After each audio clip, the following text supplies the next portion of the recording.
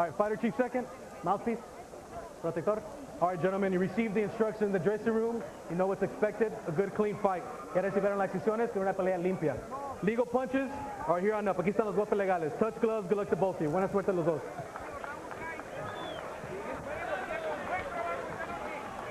All right, so Vic Darchinyan knows that he has to fight a smart fight. He cannot be emotional. That's what he did when he went into the ring against Joseph Becco, and it really cost him major.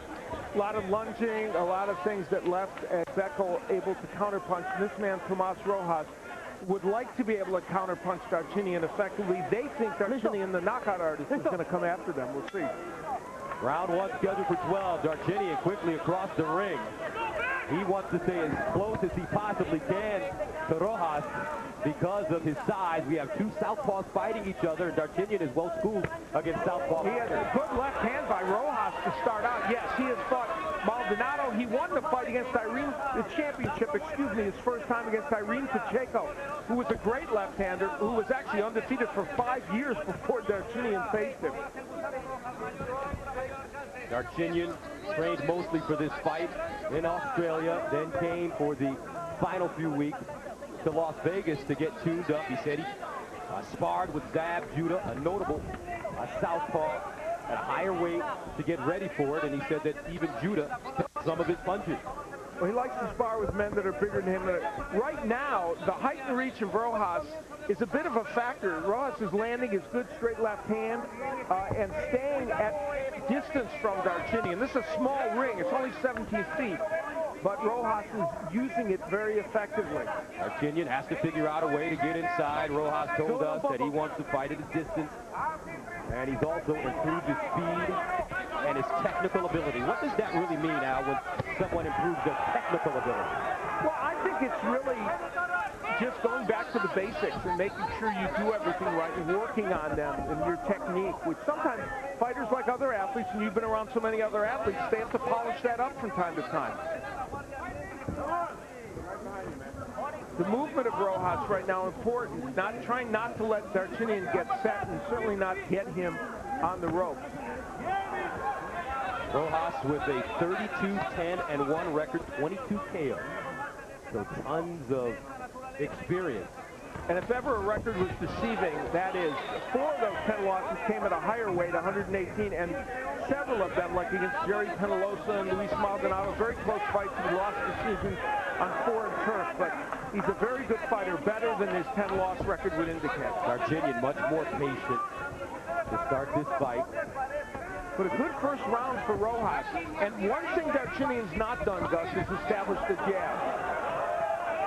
Darchinyan has a history of pawing with the jab, using it as a range finder instead of really snapping it to set up other things behind it. He's got a great lead uppercut and a lead left hand. Rojas just threw a right hook there. Sometimes he throws it very wide, and he has to be careful of that because Darchinyan will counter him. Now Darchinyan moving in and getting closer. Throwing hard shots, but Rojas backs him off with a double jab. Darchinyan making a brawl out of it now. Going for the fences. Wow. Vic going back to being Vic, and he knocked him right on the side of the head with a looping left hand. All right, let's take a look at the keys to victory. We take a look first at Tomas Rojas. He has to fight tall, stay at a distance. For the most part, he's been doing that in round 1. The wide hooks we refer to should not be thrown against Darchinyan, and the uppercut is a big weapon for him, and it can be landed against Vic Darchinyan. For Darchinyan, the jab, which he has not used yet in this fight, makes him actually a better fighter. And the body's important because Rojas was knocked down by Jorge Arce with a body shot, and the left is always the punch of choice for Darchinyan. It can knock you out. Speaking of lefts, both men landed some in the first round. There's Rojas, and look, he tries the uppercut twice after that. He knows that punch will be effective, but Darchinyan, this is the punch you want to land. He landed a very good left hand right at the end of round 1 since heating up. All right, Vic Darchinyan. The big question is which Darchinyan would show up That's what we talked about at the top of our broadcast. And at the end of the first round, we saw the old Vic. We got our answer. He's lunging in, and you know, he might score a knockout that way because he's so powerful, but what happened is Rojas counterpunched him very well also. Darchinyan fought Execo at 118 pounds, so he moves down in weight to fight Rojas. You know, I moonlighted on our Showbox series a couple of weeks ago, and Martin Honorio, who's a big, tall featherweight, fought John Molina. And Honorio had never really used his height and reach in his career that effectively, liked to fight on the inside. He needed to be an outside fighter to beat Molina. For the first time in his career, he did that. Rojas is almost in the same position. He likes to get in there and get in the trenches and fight with you, but tonight he knows his best chance is to stay at long range and be a boxer. So far, he's following the script. There you go, there you go. Darchinyan taking his time, trying to figure him out, trying to get closer. As the fight progresses, he naturally will be allowed to get closer. That looping left hand almost scoring, but Rojas comes back and throws his shot. Don't push. He's got a nice stiff 1-2. This has the makings of a really good action fight. Both men are landing good punches.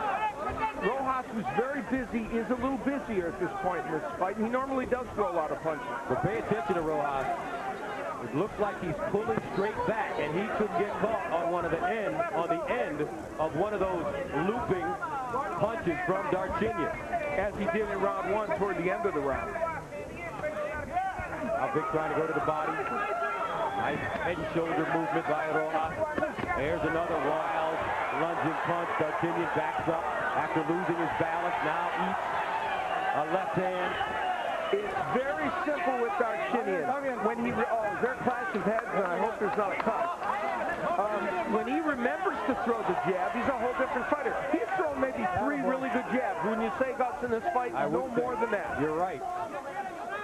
Darchinyan's such an effective fighter when he really uses his technical ability. And you know, Darchinyan's going backwards a little bit in this fight. He never goes backwards. Now moving in.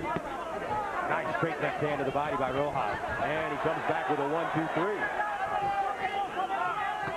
Now, in his fight with Arce, Rojas was doing exactly this for 6 rounds, got knocked down with a body shot, and ultimately got knocked out. So, there, look. Body shot by Darchinyan, and he drops Rojas. He hit him right in the breadbasket, and he's not going to get out. Big Darchinyan, explosion.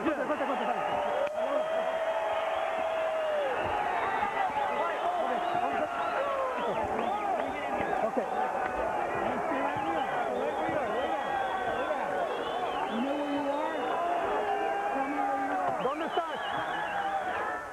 What a statement by Big Darchinyan, and he is back in business. Well, you know, this fight is intriguing as we look at Rojas, who, by the way, hit his head on the mat, and that was part of the issue. There's good news and there's bad news for Vic Darchinyan. Of course, the good news is that he won the fight. He landed a big power shot to the body, which, as I just had pointed out, Rojas was susceptible to. But the way Vic Darchinyan fought this fight wasn't that good. And it's for him, it's a good thing that he was able to get that power shot into the body of Rojas.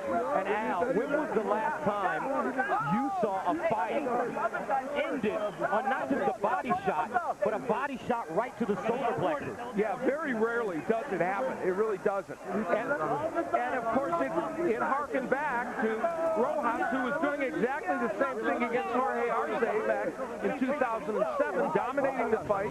When he got hit in the body, went down, and then was later stopped. Now, here's where Darchinyan is pushing him against the rope, and that left really kind of, as you said, to the chest area or down below it a little bit, sent Rojas down. It's his Achilles heel, and that punch combined with his head hitting the canvas is what did him in.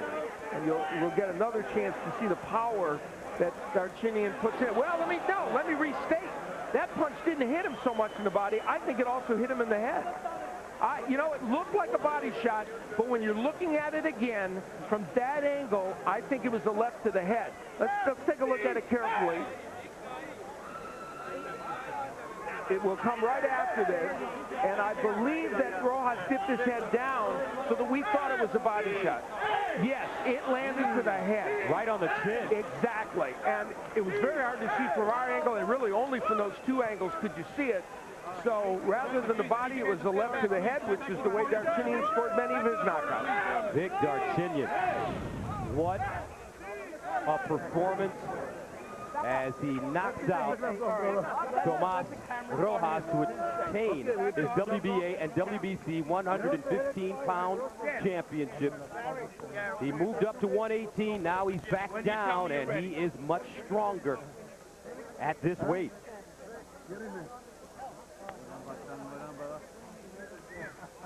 All right, coming up, we invite you to stay with us. We'll have a closer look at Lamont Peterson. Also, Jim Gray will speak to champion Timothy Bradley, fighting again in his hometown. We'll take a look at the Super 6 and recap Group Stage 1 and look forward to Group Stage 2, and also a quick peek at our sports calendar. And that's all coming up. So now let's go inside the ring where Jimmy Lennon Jr. is standing by.